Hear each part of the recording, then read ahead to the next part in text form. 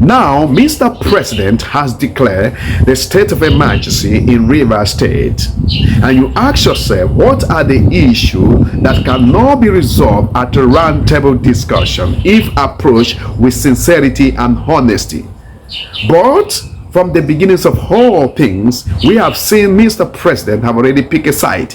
Therefore, disqualify him to be the one to resolve the issue, except to use his constitutional power, of which he has did by declaring a state of emergency. Because if you look at what he cited, insecurity, threat from the militants, and river people not enjoy the dividend of democracy. And you ask yourself, in this part of the world, you just mention for me, how many people can come out boldly and say we are enjoy the dividend of democracy today?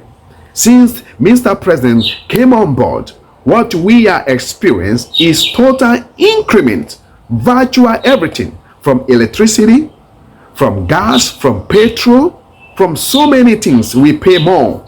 I don't know about tomorrow, but now I'm speaking up now. That's what happened. And you talk about insecurity. Hey, insecurity, these are the things that Nigeria are going through every other day, from north to south to east.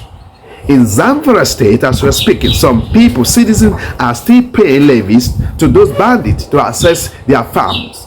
In Borno State, as we're speaking today, some area, some territory in that state are still occupied by Boko Haram and ISWAPs. If you go to Benue, the killer herdsmen are still killing people there. In southern Kaduna, they are still killing people. In Jos, they are still killing people. In Imo State, they are still killing people. So you just mentioned to me, where in this country that we have not experienced one form of insecurity? If that reason why you declare the state of emergency in Rivers State, therefore, who will now declare the state of emergency in Nigeria as a country? Because we experience so many insecurity in the land.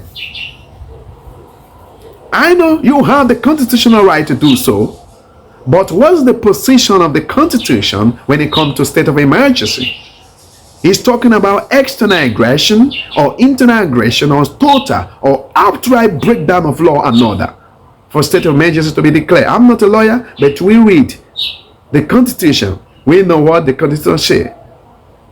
Here, is that really what is happening in River State? Or you just do that to prevent unseen events where history will judge all of us. The posterity will judge all of us. If you do that with a good intention to prevent unseen events, good and fine. But if this is politically motivated, good and fine. Because we all know, whatever you sow, you will definitely reap. And one thing I know is that impunity has no border. If you turn this side today, it favor you tomorrow, he's going to turn another side to you that will not favor you. Yeah. Yeah. The whole issue between the governor Fubara, Sim Fubara, and the former governor, Nyesom Wike, it can be resolved at a roundtable discussion without taking a side, without being biased. These are the issues that can be resolved. And if you talk about the pipeline that were exploded, I don't know what caused it, but we have seen that in the time of Jonathan, we have seen that in the time of Buhari, in the time of Obasanjo and Yar'Adua, is pipeline exploded. No one will go ahead to declare the state of emergency because of that. Whether it caused by militants or it's just occur accidentally, nobody knows for now.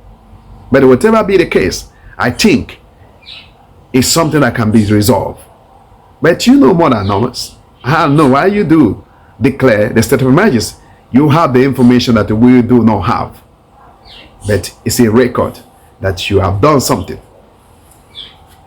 I don't know.